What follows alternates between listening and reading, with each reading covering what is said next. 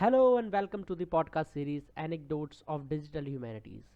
This is part 1 of the 5th episode of the series. So, let's get started.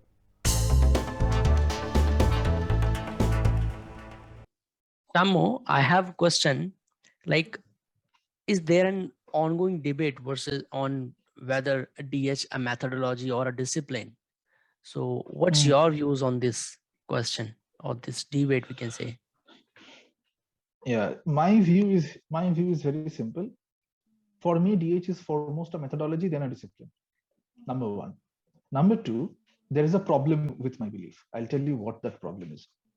The problem is if I only restrict DH to the domain of methodology, then it will be very difficult to cultivate an interdisciplinary awareness within the curriculum framework in the institutions of our country, which is why we need to have disciplinary infrastructures like an master's in DH.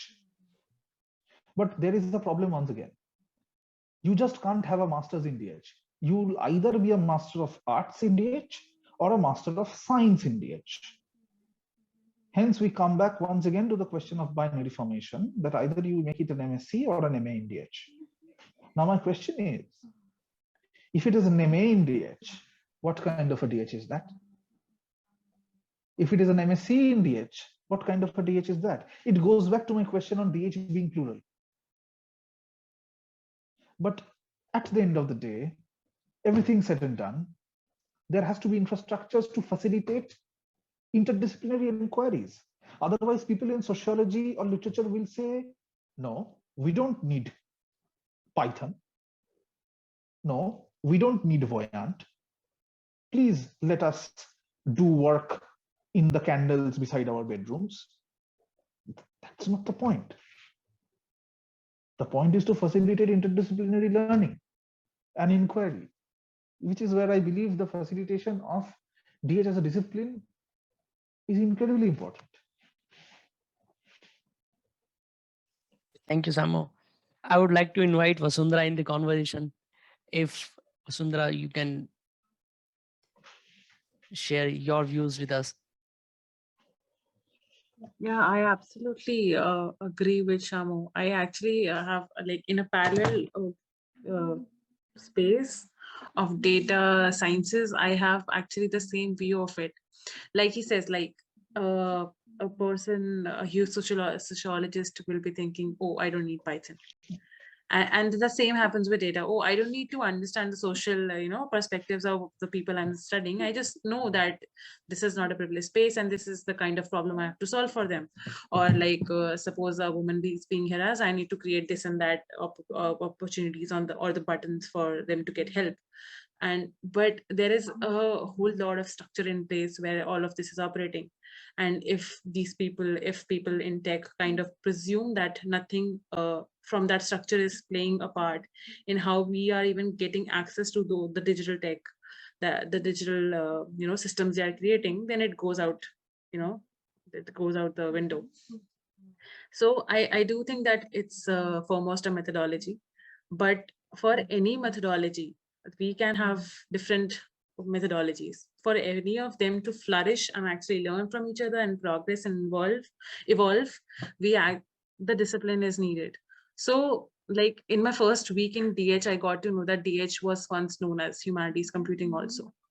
Now the thing is, in CS, I got to know about social computing, and they are kind of addressing the same kind of methodology and the questions that we usually ask, which is how can we make a social technical system better for the end users, and which is our people. How do we do it in a better manner?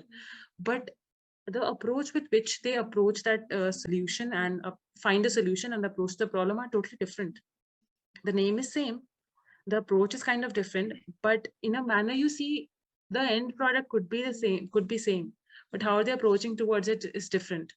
And that kind of evolves when more people get involved in it. So if in social computing there are people who are not just technologists, who are not just NLP users, but there are like sociologists who actually understand, or linguists who understand how the language evolves over time, then it's going to give a better analysis on that. So in that manner, facilitating and adding and using DH as a discipline is very important, because if not, then there will be no diversity in it. It will fail at some point of time. I think everything will get into that binary, or like I use the word objective in it, but Shamu uses binary. So yeah. Thank you, Vasundhara. Thank you, Samo. So now moving on to anesthesia. Anesthesia, what do you think on the, a long time debate, whether digital humanities are discipline or a methodology? Well, if I had to give a very one-word answer, I would say the discipline. But it is an ongoing debate, as you just said. And I can understand why someone would say it's a methodology.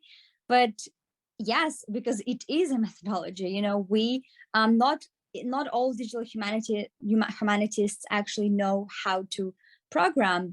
Not everyone knows how to write programs. So what are they doing then, if that was a methodology, you know? So it is a lot of this whole field involves a lot of learning, a lot of thinking, a lot of actually not just doing the thing, but knowing what are you doing, why are you doing this, am I allowed to take this data, why do I have to collect, how to collect the data, if we're talking about data, because as I've said, I'm a journalist, so that's what I'm focusing on in my digital humanities research.